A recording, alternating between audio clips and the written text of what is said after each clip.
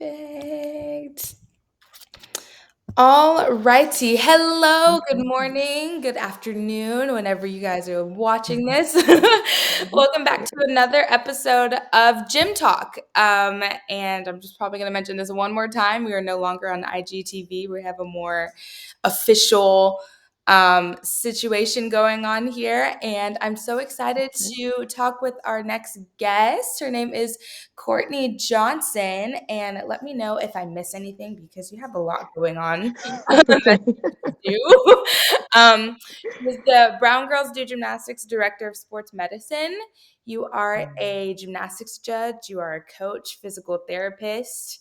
And I just want to know your backstory because I want to know which came first, and also how you got into the sport of gymnastics. But I feel like that'll probably lead into how you started doing all these multiple things. Yeah, probably. Yeah, so I just want Yes. to hear your story, and I'm so excited to have you on, and I can't wait to get into this discussion. Okay. Well, thanks for having me.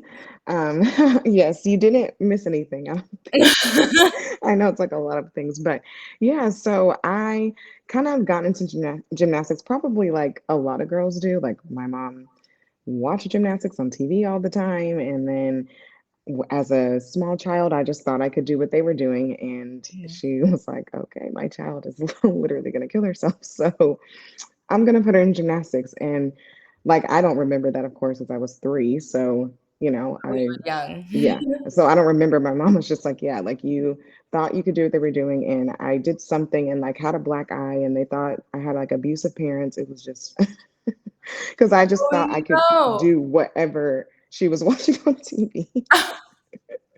So that's how I got started at 3.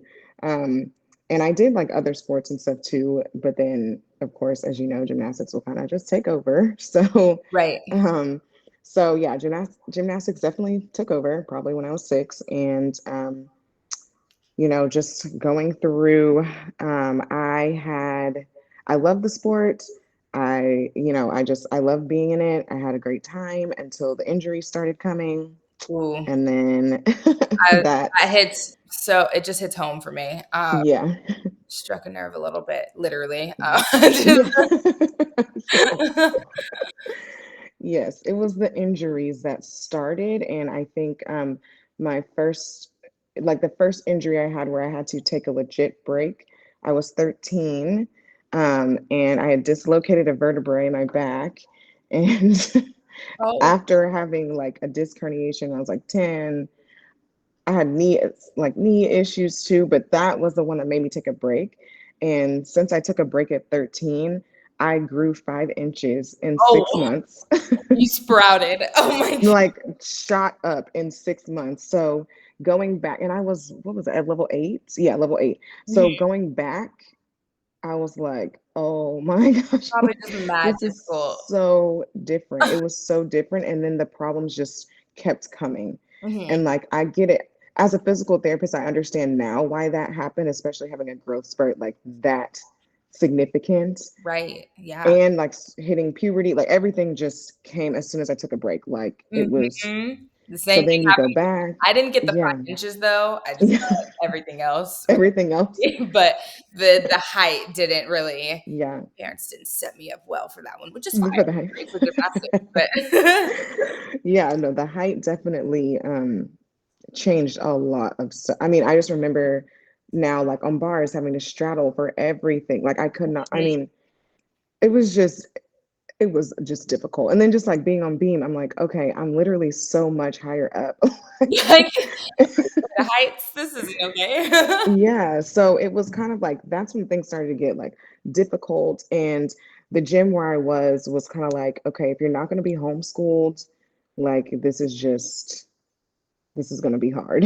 Mhm. And so I was like, well, no, I don't want to be homeschooled. I spend every moment outside of school here. So like, why would I also want to be homeschooled? I don't know. That just wasn't working for me, the homeschool. Right. So it just got, and then during that break time, I kind of like just got to rest and maybe like see other things Mhm. too. So I was like, oh, I kind of like also want to try other sports. Of course, my coaches weren't happy about it, but Of course, yeah. Also, how I did tall are anyway. you? How tall are you? You said you I sprint. am 5'5", so it's not like I'm like Okay, okay. No, no, no. 5'10". I'm only 5'5". Yeah, no, but that's why I thought I'd ask because some people think, Yeah, oh, like she had a growth spurt and she it was super yeah, hard. I'm like, no, there's gymnasts that are 5'8" and stuff like that. But I was just yeah. curious to know how Yeah, so only tall. 5'5", so it's not like I, grew, but coming from, like 4'11", it was just, Yeah, no, it's so yeah, different and yeah, it was it's so important different. to talk about because I feel like a lot of people. I mean, I guess if you really think about it, it would make sense, but I don't think people understand just how difference of a change that makes, Hmm. 5 inches. That's like Yeah, I think Kyla Ross had that because yeah, I think after the Olympics, she grew like 4 or group, 5 inches. yeah, It was because she's pretty tall. I mean, yeah, well, like she was about, yeah, 5'7", she looks tall. 5'8". Yeah, She was tall. that's a huge, like that's just a huge difference. And I kind of remember too, like there were a few taller girls at the gym, but like most of I mean, all of my teammates were still like, maybe 5 feet tall, Yeah. 5'1". So I'm like, okay, I'm huge. Yeah. Is what it felt like. But of course, in like real life, I'm like average sized. It's so true. So yeah. So that's when like all the injuries started happening. And I kind of realize that now, like that's a huge thing. You have a huge growth spurt, like your bones grow, everything else is to catch up, and Mhm. things become a lot more unstable. And if you're already like hypermobile, things just start going south. And I was in physical therapy a lot. I remember going to the chiropractor a lot. Mhm. And things then that's when my knee started like subluxing, dislocating. Like it just became a mess. Oh, And so I was like, well, like, I mean, I love it here, but my body is just not. the way my body is set up currently, Yeah, um, yeah. I'm gonna And have I to. started like, I kind of want to see other things. I just didn't get that chance, like, starting at 3. And, I mean, I Yeah. was like in dance and ballet, but then they're like, okay, you have to quit that. I was swimming, you got to quit that. So I think all that stopped though when I was like 9. So I didn't really, get far into those anyway. Yeah. So then I like explored some other sports. I kept going with, I mean, I still was having issues injury wise, Mhm. but I explored other sports, but I always stayed in the gym. I just stopped competing. I would still train and everything. So it's like, well, so if I want to go back, but they would let me like, okay, Oh, fine, that's you want to try nice. other sports. Yeah. Yeah. And then I switched gyms to a different gym that was a lot more lax. And they were like, okay, we're more like, we want to provide a good program for gymnasts to like enjoy gymnastics, go pretty far, but we're not like breeding elite gymnasts like the other gym where I was. And so I was like, Right. okay, this is cool. Like I could still be in the gym. I still have fun learning things. So I still kind of stayed in gymnastics. I just wasn't competing. Mhm. And it was fine for me because I was having a good time. Wait, that's amazing because I don't Mm-hmm. think I've ever known anybody that's done that, that's, Mm-hmm. stopped competing but was still training and stuff like that. Mm-hmm. Usually when they wanna stop, they just Right. stop and You then just come stop, right? together, or they start, coaching or something, but Mm-hmm. that is so cool that, Yeah. So that's what I the did. coaches that you were working with, you said, it's fine. If you wanna train, train. It should be Yeah. enjoyable anyways, and if you don't wanna compete, that's totally Yeah. okay, and It I think was that's really cool to hear. Yeah, it was definitely a different environment for sure, but I loved it and I stayed doing that. I started back training to where I would compete again, and then but I was still kind of like, oh, I want to do still want to kind of be able to do new stuff. So Mhm. I decided I wanted to be in a pageant. Why, I don't know, but I did. Ooh, that's so fun. And I was like 16 at this point, and I had just started back like training hard. I also was cheering. I tried all-star cheerleading. I didn't like it at all. So I Mhm. stopped very quickly because I was like, these people are crazy. I can't. um, so I did cheer like in high school, but I kept training. I was like, okay, I think I want to like get back into competing. Like I think this will be fun again. And in that pageant, I decided, I mean, the only talent I had was gymnastics. So that's what I did. But I did like old level 6 routine, compulsory routine, and um, I was still having the knee issues. I had been through physical therapy. My legs were like, my quads were huge at that point. Like I got super strong, so I thought. And I was doing, when I landed the aerial, my knee completely dislocated. I had on a brace to like keep it where it's supposed to be, and it completely like Still just dislocated, and it was held out with that brace that was supposed to hold it in place. Yeah, and then I had to have surgery after that. So, oh my yeah, goodness. yes, it was just That just makes me cringe. Are you yes, okay? That's just right. It was elbow's it was one thing, but embarrassing. your knee, that's a whole nother Mhm. So sounds that was more intense, and it is. I mean, yeah. I don't know. I've only seen it on TV with a gymnast. I don't know if you remember. I think it was in 2019 before COVID, I think, and it was Mm-hmm. an individual gymnast at nationals, and she was doing. Mm, It was a front handspring double front, and she opened yes. up way too early. But she ended up walking at her wedding like 4 weeks later, so she With that, recovered fine. yes, But it was just so scary to see because it was on yes, TV. Oh my goodness. yes. Well, so that was that was that. I had surgery. That was very difficult. It probably took, I think it took me about 2 years. I think, and that was one of those surgeries where the doctors were like, yeah, okay, you're probably never gonna do gymnastics again, but Right. you'll maybe be like 85% better, Mhm. but you probably won't ever be 100%. Um, I was like, yeah, okay. I'm only 16, I'll please. show you. Yeah. Yeah. So I got back into it eventually. I did the club team at UGA for a year. So I eventually still like stayed in it, did club team, and started coaching in Yeah. college. Oh my Yep. goodness. And So then, that's how. wait, that's so cool. Because I know a lot of schools do have club teams and stuff. Mhm. But that's really cool that you were really just able to stick with it and still have Mhm. fun with it because you thoroughly enjoyed the sport. A lot of people Yeah. think injuries is kind of the end all be all if you get an injury and it's kind of this career ending thing. Mhm. Um, but no, you can still continue to do what you love just at Yeah. the level that's Yeah. It's just a different for level. you. Yeah. Yeah, and it was fine. Like I had fun. I started coaching and then I got into judging in college too. So that And it was was just kind of college. like, Okay. yeah, it was kind of like, okay, well, like I can still be around the sport. Like, I want to, it's now just a lot more fun. Mhm.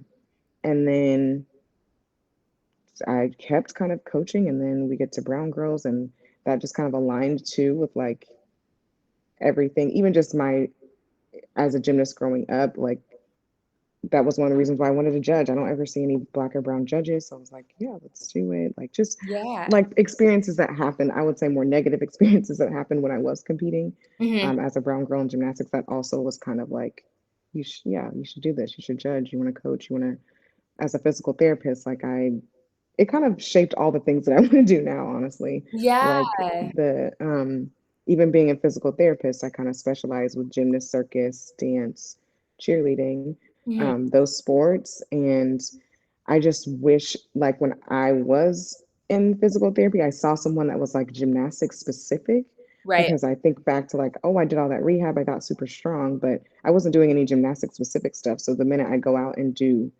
things that a gymnast would do, not something that like a normal A person would do, normal I person. was not ready. Yeah. Mhm. Yeah, like I was not ready at all. Yeah, it's true So, because I feel that physical therapy was similar because I did it too, when I was mhm, in club because I had my yeah, surgery as a 13-year-old as well. But yeah, I think when, you go to college or you do learn more sports specific things like weight mhm, training and physical therapy, it is a lot different yeah, it's different. because I do think just a general physical therapy, I think they're just trying to get a normal person back to normal life, but you do need Mhm, someone that's in the sports field to yeah, kind of guide you with specific, exercises that would help keep your knee maybe a little more stable. mhm, But yeah, and then so what did you study in college? Because you're a physical therapist mhm, and like director of sports medicine, so that's kind of more yeah, like the like medicine science world yes. a little bit. So did you study that in college, or how did Yes. you get into that? Interesting. I started as like a science major in college. Uh huh. Because I kind of thought, well, I kind of went through like phases of like what I wanted to do because I didn't think I don't know if I really thought I wanted to be in physical therapy in the beginning. I mean, I started out as journalism actually, which is like so Oh, far yeah, left. that's me. Did you? Yeah. Yeah. I started in journalism, I changed to science, and I was a science major for like the first 2 years, I guess.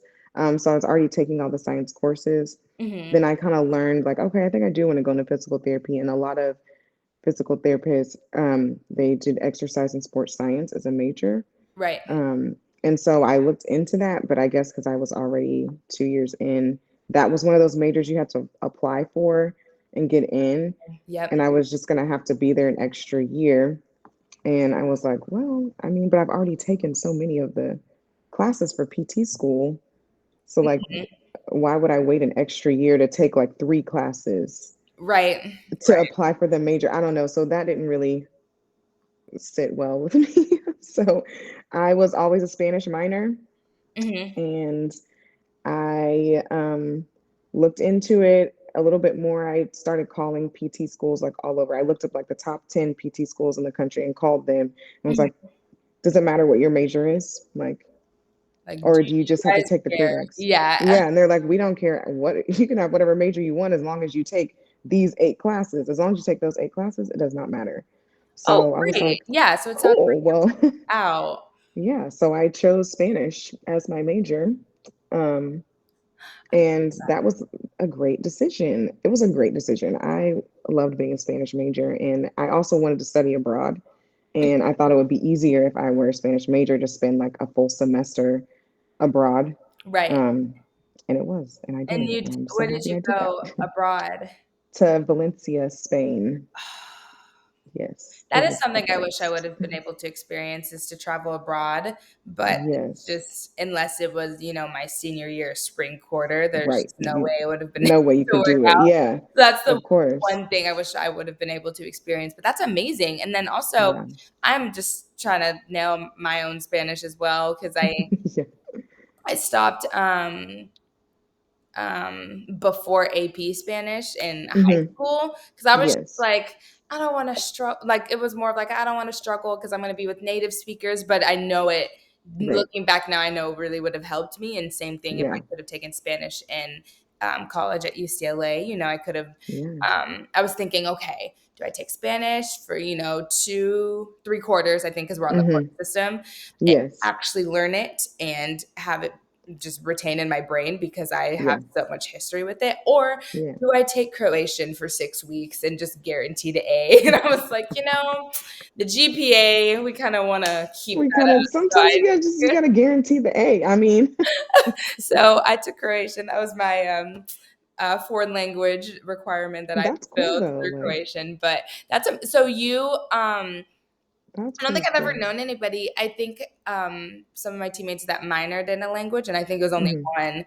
Hmm. So, what was the being a major in a language like? Because I know you obviously got to take like the general, the Hmm. prereqs and stuff like that, and then you took the science classes that were required. But is Yes. it more cultural, like you're learning about the culture plus the language? Because I kind of want to learn about that. That's so Yeah. interesting. That's interesting. I feel like no one's ever asked me that before, but Yeah, I know, I'm so good question. curious. Yeah.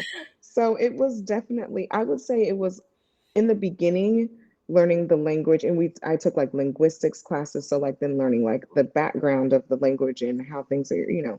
words are formed, like stuff like that. Yeah, And then you learn about different dialects, stuff like that. I took that in English and Spanish. okay. And then as you get further into the major courses, it's a lot more speaking, but like think about like if you're in English class, right? And you're like there's reading and literature and you have to, and sometimes I mean like writing like reports or even putting like presentations together. Yeah. It's like that but in Spanish. So Oh, so like I remember more having to present, advanced. yes, like 45 minutes, like get up there and talk in Spanish for 45 minutes. And they would kind of say like we want you to like be speaking and actually like practicing and be able to speak about something other than just being like a conversation. Right. So That's I, actually yeah, that's true. You would need to do that if just in yeah, general, if you really wanna master the language. yes. What was one of your So, reports? What was it about? Do you remember? so I remember like one of the first ones. I can't remember what year that was, but it was more of like you can pick whatever topic you want and Mhm. you just need to get up here and talk. And I think I just talked about my first experience abroad because Ooh, that also kind of like pushed me into wanting to learn another language. mhm. So I remember talking about that. I don't remember how I was up there for 45 minutes, but I did it. And That is so long. it was like it was a long Usually time. presentations I feel like are, 5, 10 minutes max. Yeah, 45 45 minutes, minutes. that's class time.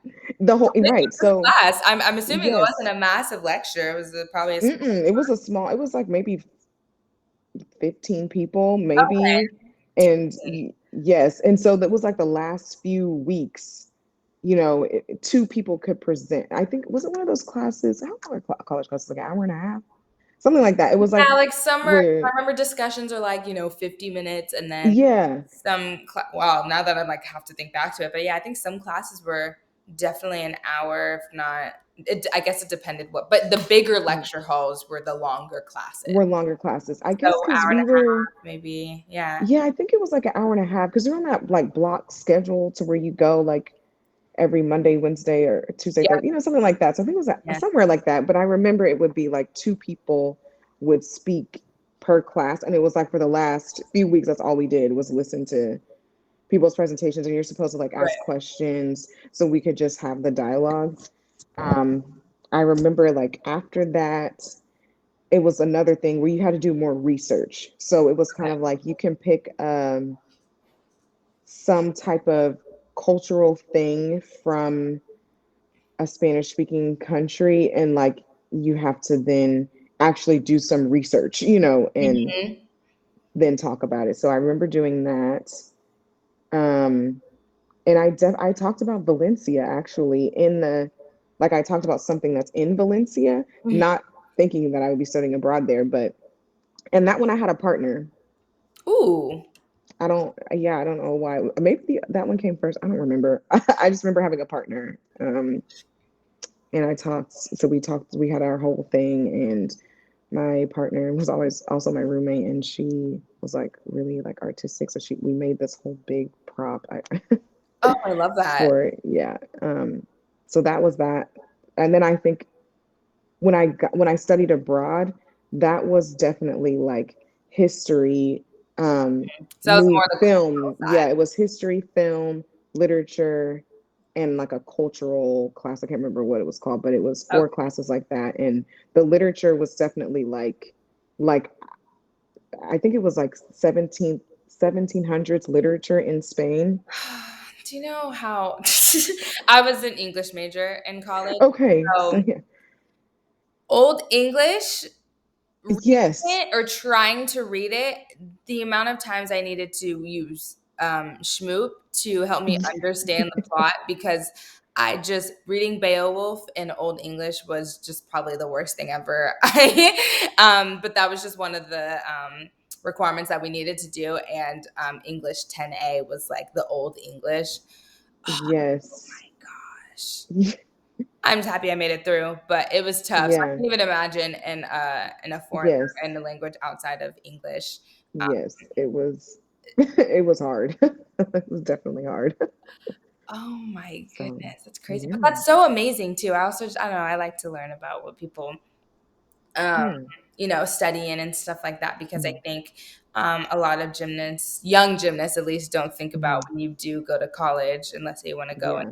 for gymnastics. You're not just going for gymnastics, you're going to study to, Yeah. you know, what whatever you want to study because it ended up Mhm. working out for you because we're ending up Mhm. we're able to go to a PT school. But just you have to Yes. think about kind of more long term, like what do you want to study? What do you want to Mhm. do? Because I think a lot of girls, at least um, that are, getting up there in levels at an early age, Mhm. kind of think of, oh, I want to live here, or I want to go where a lot of people are winning, or I want to stay local, Right. not really thinking about the school itself. Do they have the Right. programs that you're going to want to study, etc. So I definitely just Right. wanted to dive into that a little bit. But that's so Well, cool. yeah. Also, Well, you were inspiring me. I will be practicing my Spanish today because yes, I know it's something that you have to do you every gotta do it. day.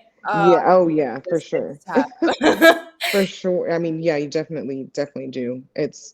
it's hard if you don't do it every day. Oh goodness, And it's yeah. it's tough. Okay, cool. So I want to switch gears a little bit. Yeah. And obviously, well, we talked about this before I pressed record, but I'm wearing Mhm. the HBCU gymnastics shirt. Yes. So I wanted to talk about your thoughts on the HBCU campaign, but also dive a little bit into your that one of the negative experiences you had as a brown girl in the sport, because you mentioned that when you're Yeah. talking about judging a little bit. Mhm. But first, I just want to ask what you think about the campaign and um, how you think it's going to positively impact um, the sport, but also, Mhm. black and brown girls around Yeah. the country.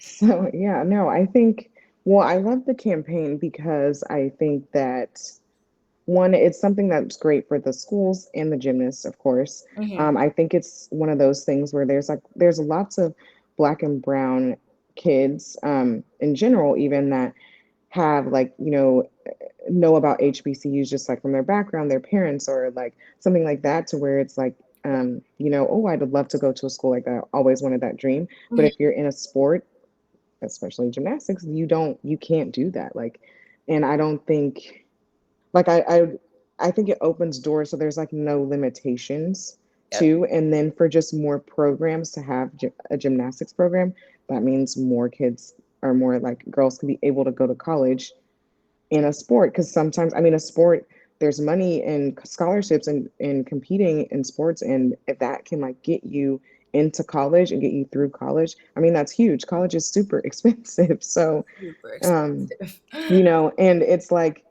I think even now, like, I mean, there's lots of, even if parents like save for college or do this or whatever, it's still like a lot of kids go on to grad school now. Like, it's just a lot. So anything Mhm. that could like help get you through college financially, I think is great. Right. I also think being able to have the experience of like have the HBCU experience and also be able to play or compete in your sport, Yeah. it's great. Because I mean, I wonder too, I'm sure this happens that there's like girls that really want that HBCU experience, Mhm. or they can go to college for gymnastics. Yeah, And they I've heard can't do both, and you that have to too. choose. It's one or So the it's other.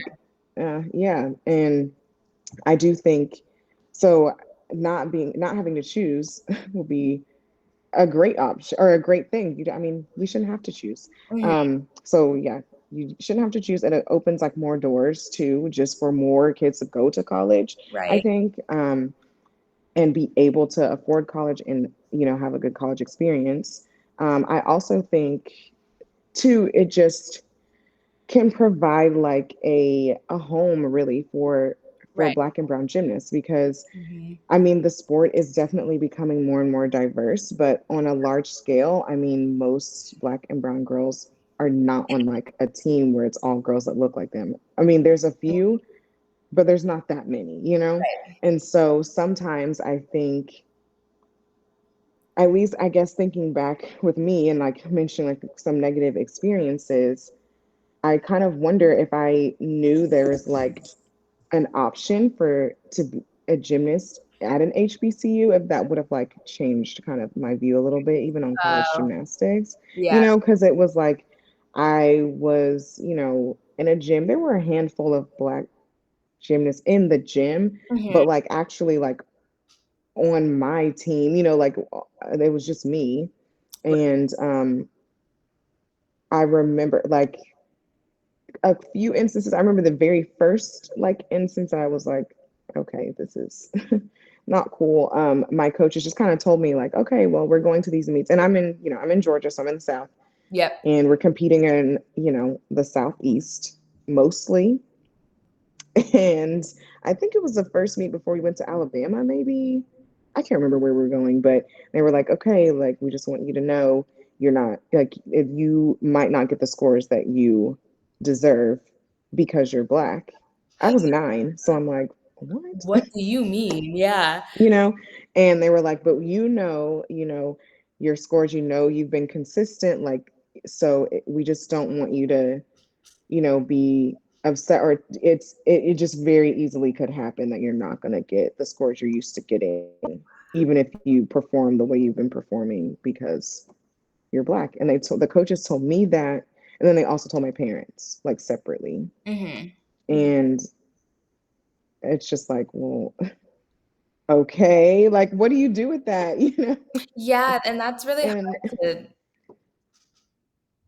especially as a 9-year-old, to hear that. yeah, Um, and that's because you hear I think that's the first it's instance I've it heard happens. where Yeah. your score is affected by just Hmm. the color of your skin, and I know especially Hmm. that you're living in the South and stuff like that, so I'm sure it's more prevalent, but Yeah.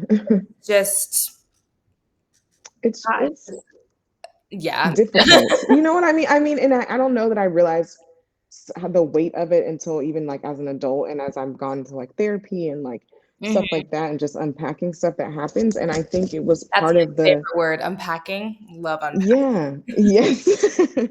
So it was kind of like, okay, when I think about like some turning points too as a child and like trying to, I mean, gymnastics is a sport too where you like you want to kind of be perfect, you know, like in general. Yeah, And then some like your coaches tell you that. It's like, okay, well, obviously I can't change my skin color. So like these judges need to not have any reason to, you know, take off anything is what I was kind of thinking. Like everything has to be perfect so they can't do that, you right. know? Just kind And of of course, makes you think that you have no margin for error, hmm, because you already have that pre-existing thought of, okay, well, right, you're already going to score me lower, so I right, absolutely need to be perfect, and this is a very subjective sport already, so you're already right. telling me that they're just gonna immediately, by looking at me, just discredit what my Hmm. skills are and how they look, and no matter how perfect it is, um, I'm not Yeah. gonna be rewarded the way I should. Like, that's really hard to hear as a 9-year-old. Hmm. Um, Speaking of the unpacking, you don't Hmm. really think about how it's gonna affect you as a 9-year-old, Yeah. but it sticks with you, you know what I'm saying? And Yeah. then you grow up and you're wondering why some of the tendencies you have, stem Hmm. from that one maybe or a few situations where your coach Yeah. done. You said, "All right, so this is what's gonna happen. Nothing wrong with you, but, Hmm. that's just how it is." Yeah. Um, and Yeah. it's just really hard to, I guess, compartmentalize a little bit as such a young child. Yeah. So, and I think it's really important and great that you wanted to become a judge, so you Hmm. kind of expand that world a little bit, where Yes. you can see gymnasts that look like you, and then they could also resonate with you as well and say, okay, Hmm. I feel a little more comfortable. I feel supported. I don't feel as Yeah. intimidated because we probably had the same experiences when she was my age, you know? Hmm. Um, Yeah. Yeah. yeah. And I hear that too with like the friends that I have now in gymnastics that most of them are judging, coaching, and a lot of them had something similar, especially if they competed like in the South. Not to say that it was not happening everywhere, but I think it's just, I mean, kind of like in general in America, things are a little more like in Just your face in the South. ew. So, yeah, it was kind of crazy to hear, like, okay, y'all have had similar experiences. And so when I got the opportunity to start judging, it was like, okay, I mean, not one time did I see a black or brown judge ever. Mhm. And even like when I started judging, it was the same judges that judged me, you know. And I, when I started, and I was with my friend she was my roommate at the time in college, and we did the club team. We kind of fell into judging together, and we were I guess, uh, there were already two, maybe three black judges in Georgia, and then we were the next ones. Okay. And yeah, and so we've kind of, it's just been interesting to like judging because I mean, we think about the times like, okay, it's 2021, but judges still like just say things and you're like, Did you just say that out loud? How do you still think that's okay to just stay out? Yeah, I think the same thing. There's yeah. quite a few And instances it's that like, have happened where we're like, we are in 2021. I'm confused. Why? yeah, And it's harder too when it doesn't even come from a malicious intent. They just say right. to thinking, you know what I'm saying? Yeah, They have uh-huh. no idea just Mhm. how that could affect, you know what I'm saying? Because I think Mhm. when I was talking to Darren, she explained Mhm. the situation where the judge pulled her aside, a judge pulled her aside and Mhm. explained to her, I am so happy, you're keeping these kids off the street. What you're doing is amazing. And Darren's just sitting there like these kids' parents pay tuition like everyone else. Money is not an issue. They're not on the street. They're not on the street. The judge was just trying to be nice and give Mhm. credit where it clearly just didn't need to be due because it just wasn't a situation. But um, just hearing stories like that, I don't Yeah, know. And I think it's hard because sometimes you are so stunned, you don't think to even, to say you don't anything even back know how sometimes. to respond to it. And sometimes I'll kick myself for it. Like, why I could have just Yeah, said something right then and there, but I was just trying to process exactly. why Yes. So Yes. I think it's definitely a work in progress, and every situation is Yeah. different. But um, it's so Yeah. difficult. But I think it's important that we have someone like you that is a judge and a coach, and um, that can really see those things, but also kind of um, teach a better way, or even like educate Yeah. in a way that's in a safe space. Yeah. Because And it's hard it's hard. It to is. do It's that very, too. very hard. Yeah. Oh my. I think it's always like you see those things like you're saying, like you hear something and then you're trying to like process it and then it's of course you like think back, it's like, okay, that was definitely a teachable moment. I just was trying to get over the fact that you actually just said Mhm, that. exactly. It happens You know. to me, I'm not gonna say it happens to me often, but I feel like that's a lot of the times when it does happen, I'm just trying to Mm-hmm. process because I like to observe everything, and then, Mm-hmm. so I'm not I don't jump to, like, I like to, again, because it's like I like to assess my emotions first. I'm not one Mm-hmm. to just go and rebuttal immediately after I hear something, but Yeah. it's hard because then you mentioned you're like, that was such a teachable moment, and I really just didn't think to, Mm-hmm.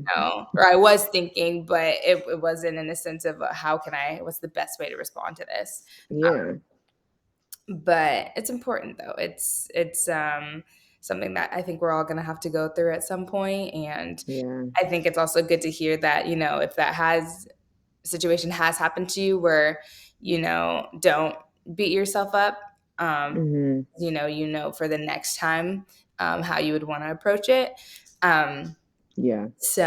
but it's Definitely. it's hard, and that's really hard to hear when you were Yeah. 9 years old and growing up in the South. I can't even imagine, because Yeah. I was in California all my life, so I know that life in the South is very different, It's um different. growing up for sure.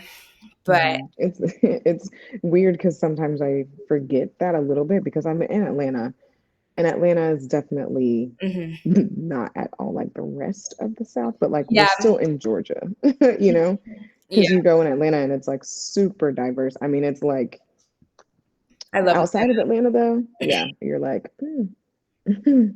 this is That's like, exactly what are right. we in like 1920? Like Yeah. Oh, work. some of it. I mean, yeah, there's still like in Georgia, like segregated proms and stuff that were happening and like very recently. It just boggles Yeah. my mind a little bit. Yeah. But I just continue to hope that we're making some step in the right Some steps, yeah. some I step. think I think that's another thing that's like important for like HBCU gymnastics, just for there to be more visibility of like diversity in gymnastics.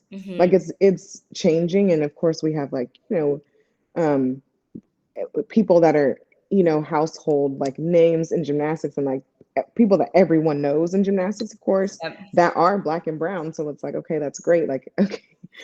for everyone to see, like, oh, okay, black and brown girls do this sport, And they excel. and they excel, right? And they're the greatest in the sport, so it's I think that's, also great for like kind of changing Mhm. conversations.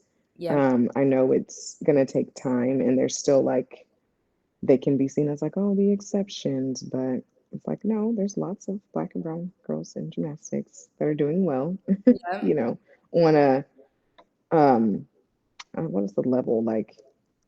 I don't know what I'm trying to say, but that aren't in the like in the Olympics that we're not seeing on TV. Like they're still very Yeah, successful the black and brown JO gymnasts. levels. Mhm. Yeah, all the JO levels, all of like college gymnastics. I mean, like, I don't know. I Mhm. think just even having gymnastics in more spaces is also It's helpful. I really think that too for black and brown gymnasts, because I recently had this like talk with my cousin. I don't remember why, but because he was like, I wouldn't have even known to like that wasn't even a sport I would have thought to like do, or and it's like, right. I mean, because it is still kind of in certain areas too. So kind of like depending on where you live, if you weren't near gymnastics,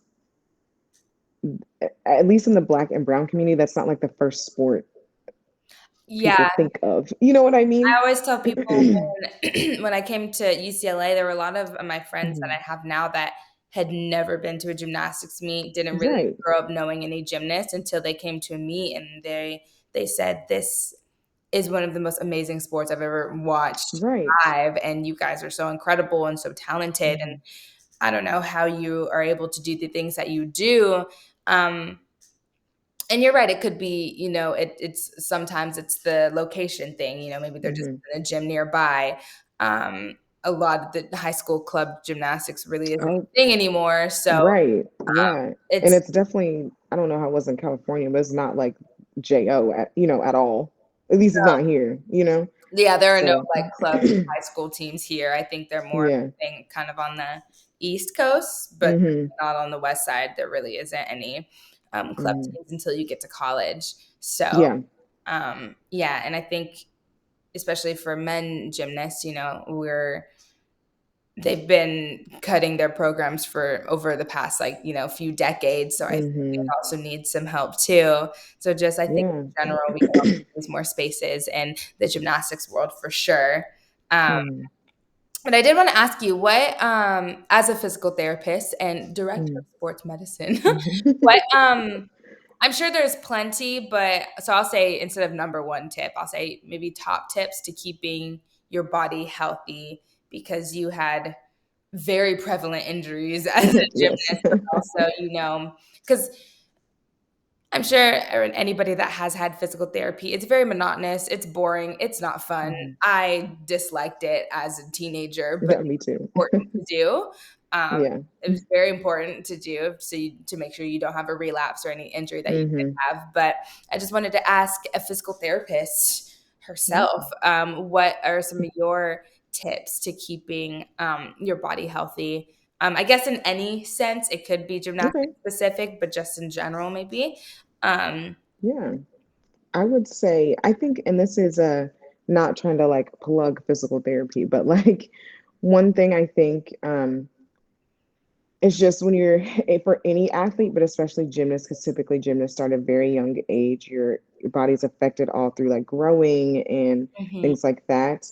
There are things that are put an emphasis on in gymnastics, like you have to be very strong, powerful, flexible, Yep. right? Like all those things. And I think sometimes that gets overshadowed by like the stability aspect. Like these are very extreme things to put your body through. I mean, Right. you're doing like, I mean, it's kind of like it's crazy stuff. It's definitely not stuff that you do normally, like your body would normally do. So you're Right. pushing your body to extremes. And yes, you can do that, but there's got to be all the right pieces to doing that. Mhm. And I think sometimes, and not just gymnastics, but I think gymnastics dance, just because there's a lot more of the hypermobility, flexibility piece of it, Right. that we also have to make sure you are very stable, Mhm. like in those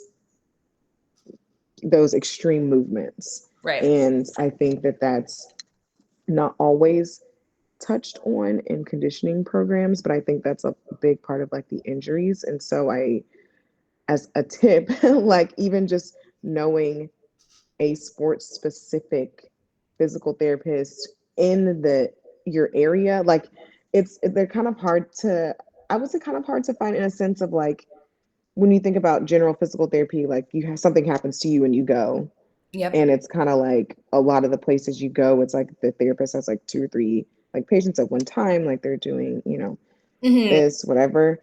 But there are very specific like therapists that will cater to you, and they will look at, just evaluate you, not when you have an injury, but just because you're an athlete, and see where there are any movement inefficiencies and how we can help Hmm.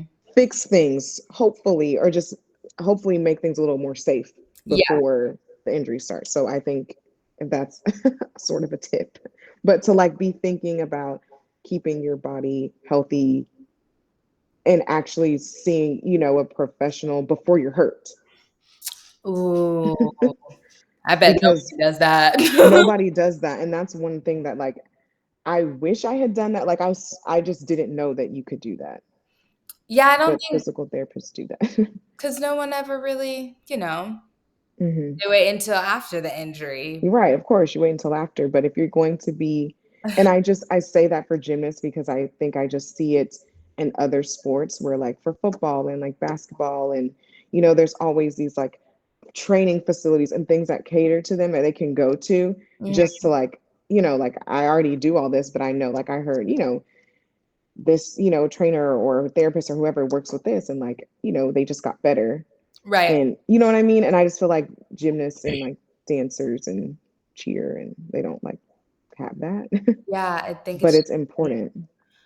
I say that, I would say that's a tip. Another tip I would say is to, like, recovery is important. oof. Um, you can't just like, you have to recover, you know. And yes, you're in the gym all the time, but like when you come home, I think there just needs to be more of an emphasis on recovering, and recovering could be like sleep. um, Yep. it can be like learning how to like breathe, just like diaphragm breathing to like calm your body down, relax your body, like just even those, like something small. And I'm not saying like, oh, you have to go have like a massage gun and a foam roller, all that.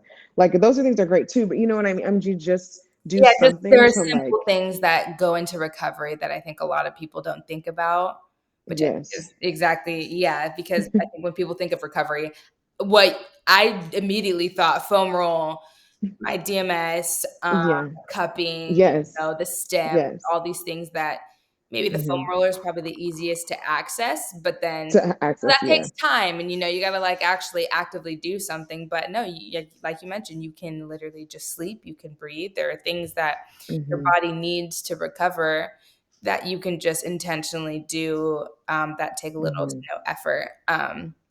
But even like you mentioned, the foam rolling is important. Oh my goodness. If Yeah. Yeah. I didn't really truly start recovering the way I should until I got to college because you just don't really know about You don't know. Yeah. things. I mean, I think foam rollers are super popular in club gyms and you like roll Hmm. before and after maybe, but there are just Hmm. other forms of recovery that truly Hmm. help. Like Yeah. you're just laying down with your legs up after, doing a floor circuit, just to help Hmm. flush out your legs. There's different Yes. things that are helpful. Um, Yes. And I definitely think that's another thing, even just like HBC gymnastics, like those things that you learn, like you didn't really get that, till you got to the college level. But yep. those are good things to like take with you after college, whether you're competing or not, if you're active.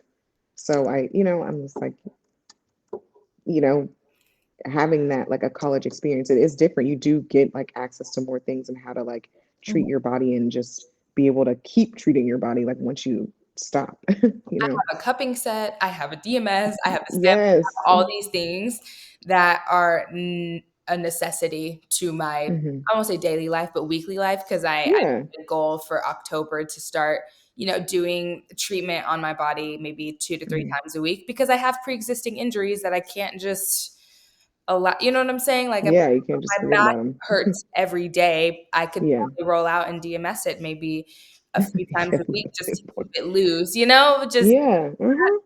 um Yeah. because yeah, I feel like Agreed. in general you don't need to be in pain. You can do things that help. So Yes. I think those are really important Yes. tips, and I really Mhm. like that recovery point Mhm. because I know a lot of club gyms really don't Mhm. emphasize on that. Maybe a few Mm-mm. do, and I think it's Mhm. important to continue the conversation because I know a lot Yeah. more gyms are, learning about the importance of recovery. But Yes. so maybe the times have changed in club gyms before when I was competing, but I think it's better. I think it's besides better, stretching, but yeah, besides stretching at the end of besides stretching, yeah. practice, that's essentially That's literally all we did was stretch and then we at left. the end. So And then they tell you to, like your coach is like, all right, go home now. Like if you do have a minute to watch TV, make sure you sit in your oversplits. Like, you know what I mean? yeah, Like that kind of that stuff. was all. That's all they told Stuff like us to that. do. Or like make sure you're doing some conditioning at home. And it's like, I mean, that's great. But like maybe you could also recover a little bit Yeah, at home too, because let's you already cover spent, as well. 5 hours Mhm. not recovering. So maybe, Right, or do exactly. like different type of conditioning that will help you become a little more stable and protect your body in those Mhm. extreme positions versus like go sitting in your oversplit For at home for while you an hour. exactly. Oh my goodness. Yeah.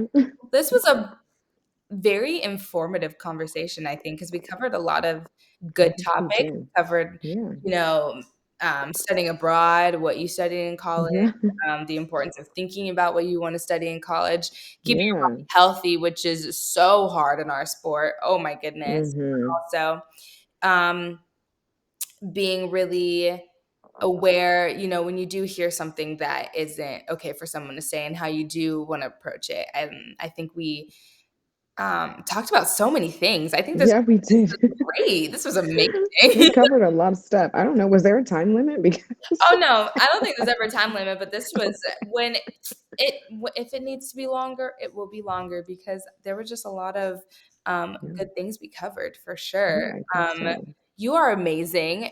Even just writing down all Mhm. the things when I was prepping for this interview, um, is just so inspiring, Oh, because well, I seeing appreciate that that. sports medicine, judge, coach, physical therapist, and I was like, "Okay, so I great." How No. I was Yeah, like, no, I "Wow, do not she, feel like um, has so much going for her, and you're doing so many things, and I think you're inspiring so many people as well." So I well, I appreciate of that. course, and it was so Yes. good to talk to you and so nice to meet Yes. you. We're Yes. definitely gonna probably have a discussion again soon, Yeah. and maybe we'll cover some more important topics then, but Yeah. um, thank you so much for taking this time. Thank Yeah, you well, thanks for to having me people here. listening/watching. I hope you learned Mm, something. yeah. And I will always mention at the end to and recommend to, bring a journal when you listen to these because, if something really resonates with you, you can write it down and, refer back to it later. Mhm. Um, but yeah, this was so great. Also, your hair looks amazing. I know we talked about this right before we hopped Thank on, you. but the new products worked in your favor, let me Thank tell you. you. Thank you. No, I really was like, oh, this is just not You right? as good as it could be, but I appreciate Well, Well, I enjoyed it and it was nice talking to you. I love that you're doing these. This is, I think, great for like thank everyone watching to, just hear different experiences and, I think you it's know, really important to hear just different stories yeah. because you never know. Not one story is the same, but Yeah. they do overlap in some way, and it's just really good to hear a story that's maybe similar to yours, and you hear a struggle, and you're like, "Oh my goodness, someone else has gone through that, and they turned out okay. Yeah. I can do the same." So, thank Yes. you. No, this was amazing. Yes, I love it. Awesome. Well, thank Yeah. you so much to everybody, and thank you to Courtney Johnson. I really appreciate you taking the time on this beautiful Saturday morning on a Yes. weekend. Yes. And we will talk soon, definitely. Yeah. And I hope everyone has a great weekend. Not sure when this is going up, but I hope everyone has a great day. And the holidays are coming up, so it's an exciting time. It's Yes, finally it fall. is. It's finally Yes, it's finally fall. I was, oh, yes, I'm like so ready for fall. It's been so hot. But extremely hot. Oh my Yes. goodness. Yes. But yeah, and let's definitely, keep in touch. I haven't fully decided, but I think I'll be in LA in November, beginning of November. Cool. Exciting. Yes. We should meet in Yes. person. We'll make that Yes. happen. Yes. I'll let you know. It's like I'm pretty sure, but I haven't like committed. I haven't gotten a ticket, but we'll Right. I definitely also let you know. find myself in Atlanta soon too, so Yeah. hopefully Yeah. we can make that work for sure. Yes. Alrighty. Well, thank you so much, and I will talk to you soon. Hopefully see you soon if you're gonna Yes. be on the West Coast. Yes. Alrighty. Have a great rest of your day. All right. You too. Bye. Bye.